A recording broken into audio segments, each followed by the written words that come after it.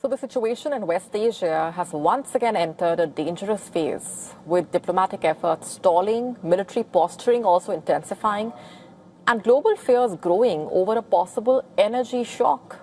Oil prices surged once again after Trump swiftly rejected Iran's response to a US-backed peace proposal which was aimed at ending the 10-week-old conflict in the region. The strait through which a major portion of global oil trade passes has been partially paralyzed by the conflict, triggering concerns of a wider global energy crisis. Washington, meanwhile, recently floated a peace offer in the hope of restarting negotiations with Tehran. The American plan proposed an end to the fighting first, before moving to more contentious issues like Iran's nuclear program, which, remember, has been among the most contentious aspects. But Iran's latest response took a much broader approach. Tehran demanded an end to the war on all fronts, including in Lebanon, where Israel continues to fight Iran-backed Hezbollah. Iran also demanded compensation for war damage and reasserted its sovereignty over the Strait of Hormuz. State media in Iran, meanwhile, said Tehran also called on Washington to end the naval blockade, lift sanctions, guarantee that there would be no further attacks, and remove restrictions on Iranian oil sales. Now, these demands were rejected by President Trump within hours. In fact, he took to Truth Social to say, I'm quoting, "I don't like it, totally unacceptable," quote unquote. The president did not quite give out specific details about which demands were rejected, but his response effectively shut down the latest diplomatic opening between Washington and Tehran. Iran, meanwhile, continues to defend its position. Tehran says its offer was generous and responsible. The Iranian Foreign Ministry spokesperson said Tehran's demands were legitimate, including calls to end the war, remove the U.S. naval blockade, and release Iranian assets frozen under American sanctions. As the diplomatic tensions continue to rise, military activity in the region is also increasing. The U.S. naval base has seen heightened security after the USS Ohio-class nuclear-powered submarine arrived last evening. A ballistic missile submarine commissioned in 1986, basically now operating in the region amid tight security measures. The Ohio class includes 14 ballistic missile submarines and 4 guided missile submarines, making them some of the most powerful underwater strike platforms in the U.S. Navy. Reports also say a team of Royal Marines has arrived in the region on RAF transport aircraft, while authorities have imposed a 200-meter exclusion zone around the South Mole until further notice. Meanwhile, Iran has issued a fresh warning to France and Britain against deploying naval vessels to the Strait of Hormuz.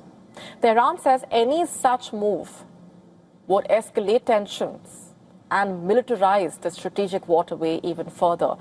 The warning also came as an oil tanker successfully crossed the strait using a route designated by the Iranian authorities.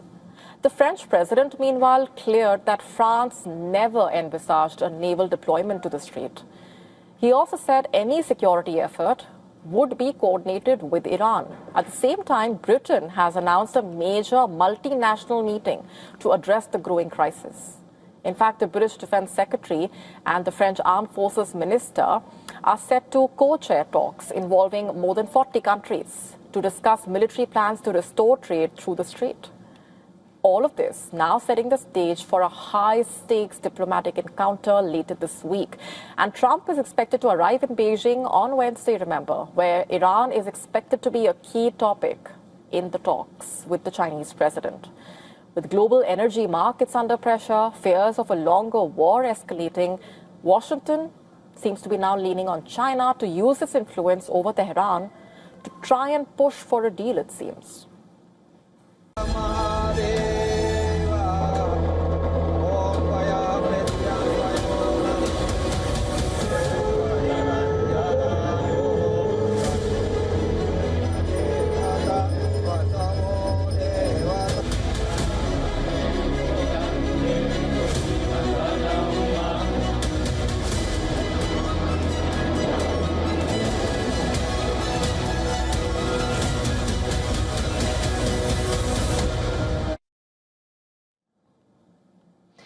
India's Somnath temple is considered as a symbol of the country's enduring faith and civilizational heritage. The Indian Prime Minister participated in the grand ceremony marking 75 years of the inauguration of this restored shrine dedicated to Lord Shiva. At the Somnath temple, Prime Minister Modi witnessed a magnificent confluence of pride, valor, as the Indian Air Force's Surya Kiran aerobatic team showcased a breathtaking flypast. Using indigenous smoke pods, the jets of the Surya Kiran team released saffron, white and green smoke to create the image of the tricolor in the sky. Take a look.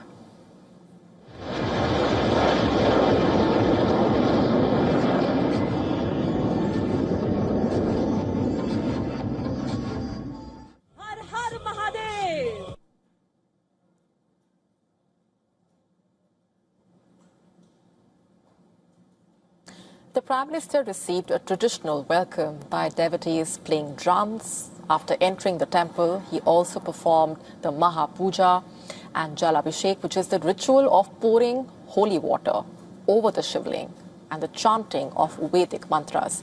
The Prime Minister hailed this as one of the most emotional and unforgettable moments of his life.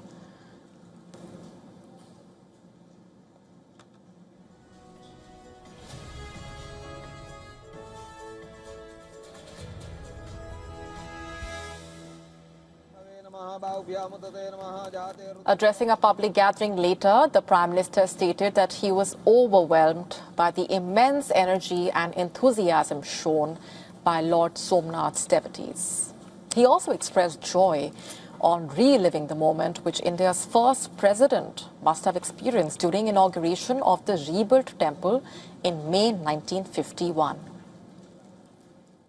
बार-बार इस मंदिर को, इस ढांचे को तोड़ा गया और ये बार-बार बनता रहा, हर बार उठ खड़ा होता रहा, क्योंकि तोड़ने वालों को मालूम नहीं था हमारे राष्ट्र का वैचारिक सामर्थ्य क्या है।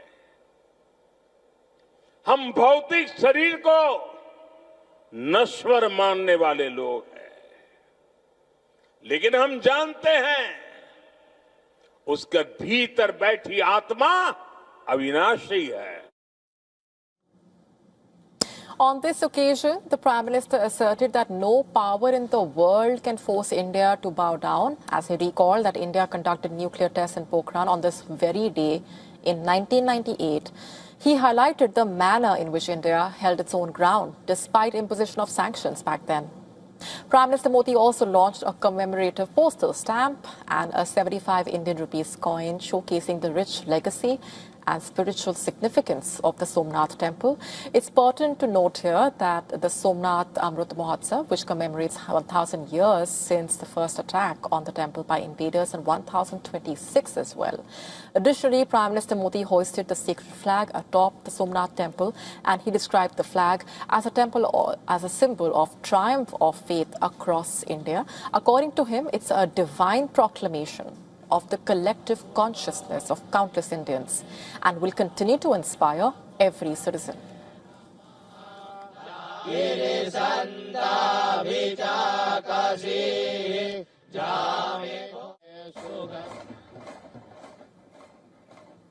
The Prime Minister's visit also featured a massive road show on the way to Somnath temple, where he was accompanied by the Gujarat Chief Minister and the Deputy Chief Minister. A large number of people lined up along the route, waving flags, raising slogans as the convoy passed through.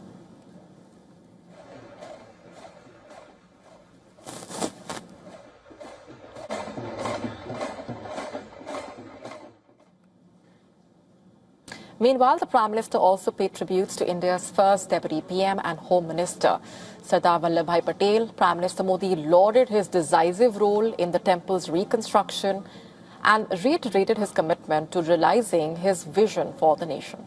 After the ceasefire came into effect on the 17th of April, thousands of Lebanese started returning to their homes in South Lebanon. However, Their hopes were dimmed as the IDF continues its attacks unabated. Lebanon is witnessing new killings almost every day and has alleged over 1,700 ceasefire violations by Israel until now.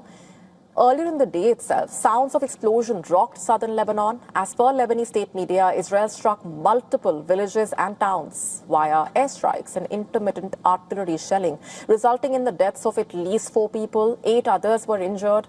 Smoke was seen billowing from the region.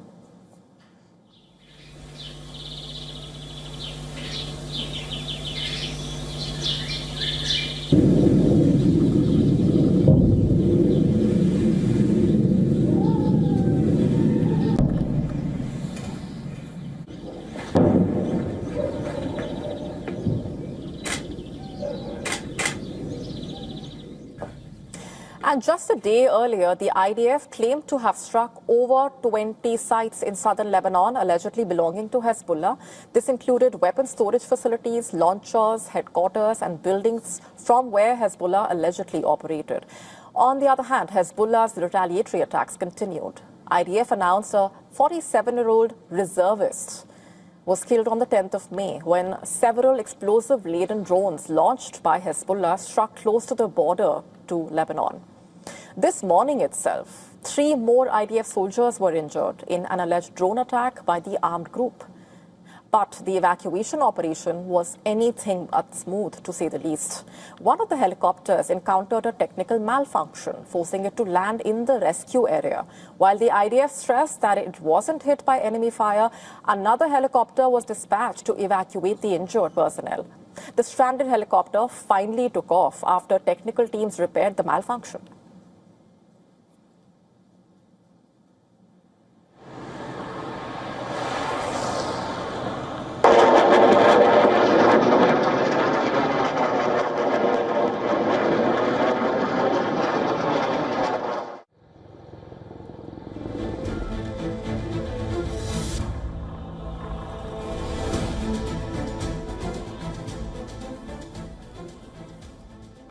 And in another development, Hezbollah released footage of its operation conducted on May 7 to 8. On this occasion, it targeted an Iron Dome launcher, remember, and its crew at the Jal al-Alam site on the Lebanese-Israel border using 2 kamikaze drones. These first-person view drones have often managed to penetrate through Israel's air defenses as they are guided by fiber optic cables to evade electronic jamming. This comes even as the chairman of Rafale Advanced Defense Systems Limited asserted that Israel's Iron Dome has been nearly 99% effective against missiles fired by Hamas and Hezbollah fighters. Israel also accused Hezbollah of carrying out several drone attacks since morning. It also claimed to have intercepted a serious aerial threat from Lebanon heading towards Israeli territory. Amid all of this, the human cost of the war, of course, is growing. According to Lebanon's health ministry, 51 people, including 2 Hezbollah-linked paramedics, lost their lives on the 10th of May itself. Overall, a staggering 2,846 Lebanese have lost their lives. 8,693 others have been injured since the 2nd of March, when Israel started the war. The United Nations estimating that at least 103 Lebanese health workers have been killed in Israel's attacks. And the war has also displaced over 1.1 million people. That's not all. Lebanon has put out data which signals that the ceasefire virtually exists only on paper. Its information minister also claimed 818 Israeli airstrikes. 818 Israeli airstrikes, 641 artillery attacks, 270 demolition operations, 15 phosphorus shelling incidents allegedly have been documented from 17 April to May 8. Meanwhile, heart-wrenching scenes were witnessed as mourners gathered to bid farewell to relatives killed in an Israeli airstrike on the southern Lebanese town of Saksakiyeh. On this occasion, people hit out at Israel. Listen to this. Israelis are saying they targeted weapons. They are lying. Israel is lying. The land is not theirs. where does the ceasefire really stand right now? The Lebanese Prime Minister told Al Arabiya that his country supports peace, but with some conditions. These include full Israeli withdrawal from Lebanese territory and release of Lebanese prisoners held in Israeli prisons who were detained during the war. However, with Israel unrelenting as far as its attacks are concerned, it remains to be seen whether the US can actually broker an agreement to bring about lasting peace in Lebanon.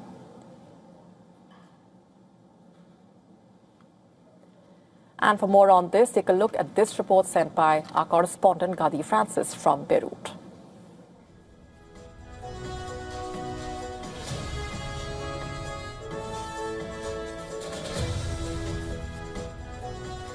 The death toll in Lebanon is now more than 2,800 people. But beyond the numbers, a humanitarian crisis is unfolding. We are talking about more than 1 million Lebanese people forcibly displaced from their homes, more than 25 Lebanese villages totally destroyed in southern Lebanon, and also the incursion of drones all the time, everywhere.